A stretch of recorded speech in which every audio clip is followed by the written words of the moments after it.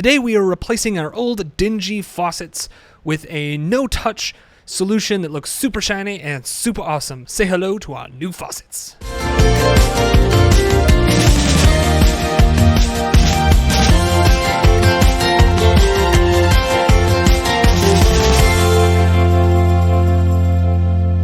Okay, so first things first, we gotta unbox this thing officially. So as you can see, it's an Amazon package. I got these not super cheap, but kind of cheap off of Amazon. They were a really good deal for a full pack of them to replace all the faucets in the building, so I just went ahead and went for it.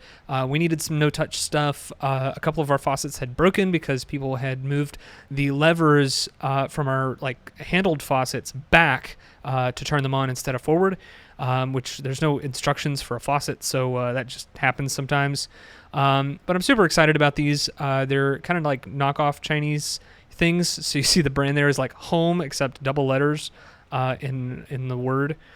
So anyway, I was actually kind of impressed with them at first. So we'll go through some of the parts and I'll show you what I liked and what I didn't like. So again, I got a pack of these. So I've got two in that particular box.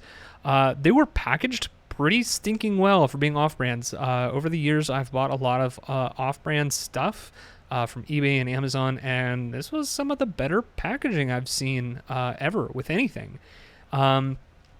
Obviously, as anything comes, this had the instruction manual, or as it was labeled, the instruction paper. Not very detailed or descriptive, but it was in English, so I can appreciate that. I was able to glean a couple of things from it when installing the faucet itself, even though there were some things that were pretty self-explanatory when it comes to basic plumbing. So open it up, and the first thing you got there is the battery box. Now this is also where the water actually goes through and how the faucet actually turns itself on when you put your hand in front of the motion sensor. Came with a nice little bag of screws and bolts to make sure everything goes together nice and tight. These are actually really well manufactured as well. The coolest part of the whole thing is the faucet itself. I was almost expecting something a little more lightweight, but it's like true stainless steel. It was fairly hefty. The part that wasn't was that little gasket right there, that little plate that goes at the bottom of the faucet. That was just aluminum with some foam on the bottom as a sealer.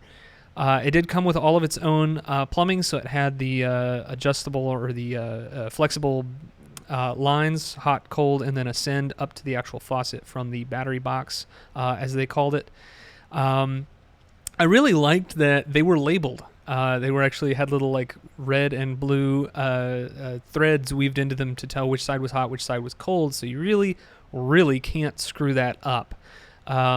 Started going through things, looking at that plate that I was mentioning earlier and how flimsy it was compared to the fairly hefty stainless steel faucet in and of itself. I'm also looking for gaskets, looking for O-rings. Sometimes they're included in the little hardware bags. Other times they're attached to the piece of hardware that you're installing. In this case, there was a gasket attached to the bottom of the faucet to prevent leakage or anything like that, prevent water getting on the electronics and stuff.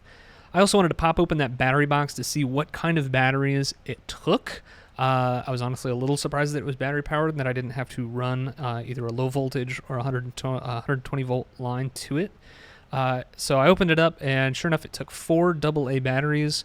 I had some laying around, some rechargeables, and so I threw them in there just to get it going, knowing that this is a new facilities thing I'm have to keep in mind. Every time there's a chance the faucet may die, and then I've got to replace the batteries every week or so. Just for safety, just to know it'll never die. And so I was a little disappointed with that, but batteries are also a lot easier than having to run a whole new power line. I also liked, like I said earlier, that everything was color-coded.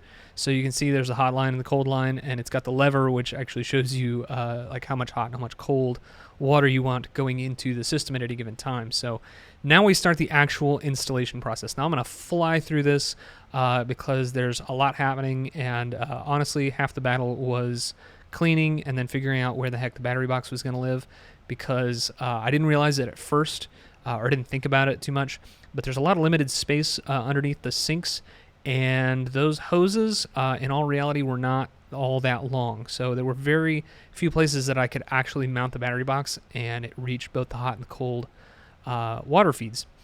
And there you have it, all put together and ready to go. So it actually worked really well, and I'm super happy with it. A whole lot cleaner and a whole lot safer than what we were using before.